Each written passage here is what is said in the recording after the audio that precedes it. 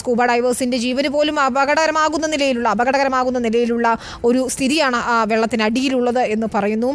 നമുക്കറിയാം അത്രയധികം താഴ്ചയിലാണ് ഈ വാഹനത്തിൻ്റെ ഭാഗങ്ങൾ കിടക്കുന്നത് എന്നതുകൊണ്ട് തന്നെ ആ മുങ്ങിത്താണുള്ള പരിശോധനയാണ് ഏറെ നിർണായകമാകുന്നതും.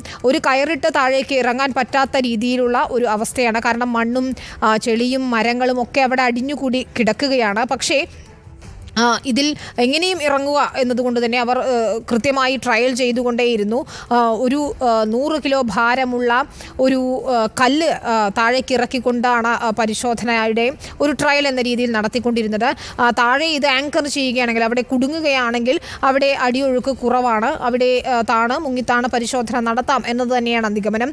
അങ്ങനെ 2-3 തവണ അത്തരത്തിൽ അവർ ശ്രമിക്കുകയും ചെയ്തതാണ്. പക്ഷേ ഒന്നും കൃത്യമായ വിവരങ്ങളൊന്നും ലഭിച്ചില്ല. പക്ഷേ ഉച്ചയ്ക്ക് ശേഷം ലഭിച്ച ഈ ഡ്രോൺ പരിശോധനയിൽ ലഭിച്ച ഇന്റലിജന്റ് ബറീഡ് ഒബ്ജക്ട് ഡിറ്റക്ഷൻ സിസ്റ്റമുള്ള ഐബോർഡ് ഡ്രോൺ ഉപയോഗിച്ചുള്ള പരിശോധനയിലാണ് ഇപ്പോൾ ലഭിക്കുന്നത് നമുക്ക് ആശാവഹമായ ലീഡ് ലഭിക്കുന്നത്. 3 സ്പോട്ടുകൾ, അതിൽ ആദ്യത്തെ സ്പോട്ടിൽ പരിശോധന പൂർത്തിയായിരിക്കുന്നു. രണ്ടാമത്തെ സ്പോട്ടിൽ അല്പസമയത്തിനകം തന്നെ വീണ്ടും ഡ്രോൺ ഉപയോഗിച്ച് പരിശോധന നടത്തും എന്ന സൂചനകൾ തന്നെയാണ് നമുക്ക് ലഭിക്കുന്നത്. അങ്ങനെയെങ്കിൽ ഈ ഡ്രോൺ ഉപയോഗിച്ച് രാത്രിയും പരിശോധന നടത്തുന്നത്, അതായത് തണുത്ത താപനിലയിലും പരിശോധന നടത്തുന്നതോടെ കൃത്യമായ വിവരം ഈ സ്കൂബ ഡൈവേഴ്സിന് നാവികസേനയ്ക്ക് നൽകും. രാവിലെ തന്നെ അവർ ആ ദൗത്യം ഏറ്റെടുക്കുകയും അവിടെ അടിയൊഴുക്ക് കുറഞ്ഞ സമയത്ത് കൃത്യമായി മുങ്ങിത്താണ് ഏറ്റവും നിർണായകമായ വിവരങ്ങൾ ശേഖരിക്കുമെന്ന് തന്നെയാണ് നമുക്ക് പ്രതീക്ഷിക്കുന്നത്. ഈ 10ാം ദിവസവും ഈ വൈകിട്ട് സാങ്കേതിക വിദ്യയുടെ സഹായത്തോടെ അർജുനായി എന്തൊക്കെ ചെയ്യാനാകുമോ അതൊക്കെ ചെയ്തുകൊണ്ടിരിക്കുകയാണ്. ഒരു ഭാഗത്ത് ബൂം എക്സ്കവേറ്റർ ഉപയോഗിച്ചുകൊണ്ട് മണ്ണ് മാറ്റുന്ന പ്രക്രിയ നടക്കുന്നു. അതായത്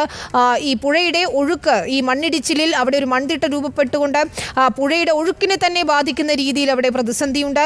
2 ഭാഗങ്ങളിലായി പുഴ ഒഴുകിക്കൊണ്ടേയിരിക്കുന്നു. ഒപ്പം മണ്ണിടിഞ്ഞ് പല ഭാഗങ്ങളിൽ മൺതിട്ടകൾ രൂപപ്പെട്ടിരിക്കുന്നു. അത് തുടക്കം മുതൽ തന്നെ രക്ഷാപ്രവർത്തനത്തിന് വെല്ലുവിളിയുമാണ്. ഇത്തരത്തിൽ ഈ മണ്ണിടിച്ചിലിൻ്റെ അവശിഷ്ടങ്ങളെല്ലാം തന്നെ പുഴയിൽ അടിഞ്ഞുകൂടി കിടക്കുന്നു. പുഴയോരത്ത് ഇത്തരത്തിലുള്ള അവശിഷ്ടങ്ങളുണ്ട്. മണ്ണ് കനത്തിൽ തന്നെ അവിടെ മൂടിക്കിടക്കുന്ന അവസ്ഥയുണ്ട്. അപ്പോൾ ഈ ബൂം എക്സ്കവേറ്റർ ഉപയോഗിച്ചുകൊണ്ട് ഈ മണ്ണൊക്കെ നീക്കം ചെയ്യുന്ന പ്രവൃത്തി നടത്തിക്കൊണ്ടേയിരിക്കുകയാണ്. കുറച്ചു സമയം ഈ ഡ്രോൺ പ്രവർത്തിപ്പിച്ചിരുന്ന സമയത്ത് എക്സ്കവേറ്റർ പ്രവർത്തിപ്പിച്ചിരുന്നില്ല. ഇപ്പോൾ വീണ്ടും ആ മണ്ണ് മാറ്റിക്കൊണ്ടിരിക്കുന്ന പ്രക്രിയ നടത്തുകയാണ്. 2 ബൂം എക്സ്കവേറ്ററുകളാണ് അവിടെയുള്ളത്. ഇത് രണ്ടും പ്രവർത്തിപ്പിച്ചുകൊണ്ട് മണ്ണ് മാറ്റുന്ന പ്രക്രിയ നടക്കുന്നു. നാളെ രാവിലെയും ഇത് തന്നെ തുടരും. ഈ ഡ്രോൺ രാത്രി പരിശോധന നടത്തി ഏറ്റവും കൃത്യമായ സിഗ്നലുകൾ നാവികസേനയ്ക്ക് കൈമാറുന്നതോടെ സ്കൂബ ഡൈവേഴ്സിൻ്റെ കാര്യങ്ങൾ കുറച്ചുകൂടി എളുപ്പമാകുമെന്ന് തന്നെയാണ് നമുക്ക് മനസ്സിലാക്കാൻ കഴിയുന്നത്. അപ്പോൾ ഏറ്റവും പുതിയ അപ്ഡേറ്റ് എന്ന് പറയുന്നത് മനുഷ്യ സാന്നിധ്യം, ബോഡി ഹീറ്റ് ഇതുവരെ കണ്ടെത്താൻ കഴിഞ്ഞിട്ടില്ല. ഇതുവരെയുള്ള പരിശോധനയിൽ മഴ കാരണം ഡ്രോൺ പരിശോധന നിർത്തിവെച്ചിരിക്കുകയായിരുന്നു. അല്പസമയത്തിനകം തന്നെ അത് പുനരാരംഭിക്കുമെന്നാണ് അവിടെ നിന്ന് നമുക്ക് ടീമിൽ നിന്ന് ലഭിക്കുന്ന വിവരം. അങ്ങനെയെങ്കിൽ ഏറെ നിർണായകമായ അടുത്ത ഘട്ട പരിശോധനയിലേക്ക് ഈ ടീം കടക്കുകയാണ് എന്നത് തന്നെയാണ്. രണ്ടാമത്തെ സ്പോട്ട്, ഏറ്റവും നിർണായകമായ രണ്ടാമത്തെ സ്പോട്ട് കേന്ദ്രീകരിച്ചുകൊണ്ടുള്ള പരിശോധന, അതായത് അർജുൻ്റെ ലോറിയുടെ ക്യാബിൻ അത് തന്നെയാണോ എന്ന് സ്ഥിരീകരിക്കാനുള്ള പരിശോധനയാണ് അടുത്ത ഘട്ടത്തിൽ നടത്താൻ പോകുന്നത്. ഈ 3 സ്പോട്ടിൽ ഏതാണ് ക്യാബിൻ എന്നത് തന്നെയാണ് നിർണായകം. രണ്ടാമത്തെ സ്പോട്ടാണോ? നമുക്ക് അല്പസമയത്തിനകം തന്നെ അതിൻ്റെ കൃത്യമായ വിവരം ഇന്ദ്രബാനിൽ നിന്നും സംഘത്തിൽ നിന്നും ലഭിക്കുമെന്ന് തന്നെയാണ് പ്രതീക്ഷിക്കുന്നത്. മഴ കാരണമാണ് ഇടവിട്ട് മഴ പെയ്യുന്നത് ഒരു പ്രതിസന്ധിയായിരുന്നു. ശക്തമായ കാറ്റിലും മഴയിലും പ്രവർത്തിക്കുന്നതാണ് ഈ ഡ്രോൺ എന്ന് തന്നെയാണ് ഈ ദൗത്യ സംഘം പറഞ്ഞുകൊണ്ടിരുന്നത്. പക്ഷേ ഇപ്പോൾ എന്തോ തടസ്സം നേരിട്ടിരുന്നു. 40 km/h വേഗതയിൽ കാറ്റ് വരെയുള്ള കാറ്റിനെ അതിജീവിക്കുന്നതിന് ഈ ഡ്രോണിന് കഴിയും. പക്ഷേ രാവിലെ മുതൽ ഈ ഉച്ച മുതൽ ഈ പരിശോധന നടത്തുന്നത് കൊണ്ട് തന്നെ എന്തുകൊണ്ടാണ് അത് നിർത്തിവെച്ചതെന്ന് അറിയില്ല. ഒരു പക്ഷേ സിഗ്നലുകൾ ഡീകോഡ് ചെയ്യുന്നതിന് കൂടി വേണ്ടിയായിരിക്കാം.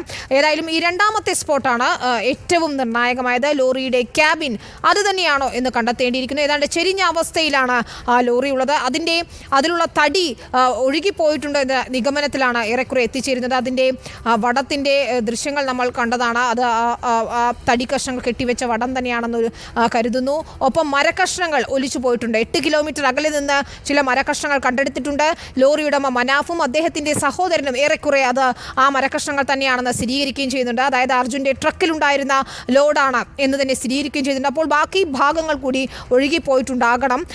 അതിൽ പോലീസിന് ഒരു സ്ഥിരീകരണം വരാനിരിക്കുന്നു. ഏതാണ്ട് അല്പസമയത്ത് സമയത്തിനകം തന്നെ ജില്ലാ ഭരണകൂടം അതായത് ജില്ലാ കളക്ടറും SP-യും MLA-യും ഉൾപ്പെടെയുള്ളവർ കൃത്യമായ ഒരു ബ്രീഫിംഗ് നടത്തും. അതിൻ്റെ ദൃശ്യങ്ങളാണ് പ്രേക്ഷകർ കാണുന്നത്. ഉടൻ തന്നെ അവിടെ മാധ്യമങ്ങളെല്ലാം തയ്യാറെടുത്തു കഴിഞ്ഞു. ഉടൻ തന്നെ അധികൃതർ അവിടേക്ക് എത്തിച്ചേരുമെന്നാണ് കരുതുന്നത്. നമുക്ക് കേരളത്തിൽ നിന്ന് പോയ MLA-മാർ സച്ചിൻ ദേവ്, KM അഷ്റഫ് ഉൾപ്പെടെയുള്ള ആളുകൾ അവിടെ ഉണ്ടായിരുന്നു. MK രാഘവൻ MP തന്നെ അവിടെ ഈ രക്ഷാപ്രവർത്തനം ഏകോപിപ്പിക്കുന്നതിന് വേണ്ടി വീണ്ടും ദില്ലിയിൽ നിന്ന് എത്തുകയും ചെയ്തിട്ടുണ്ടായിരുന്നു. അദ്ദേഹം തത്സമയ വിവരങ്ങൾ നമുക്ക് നൽകുകയും ചെയ്യുന്നുണ്ടായിരുന്നു.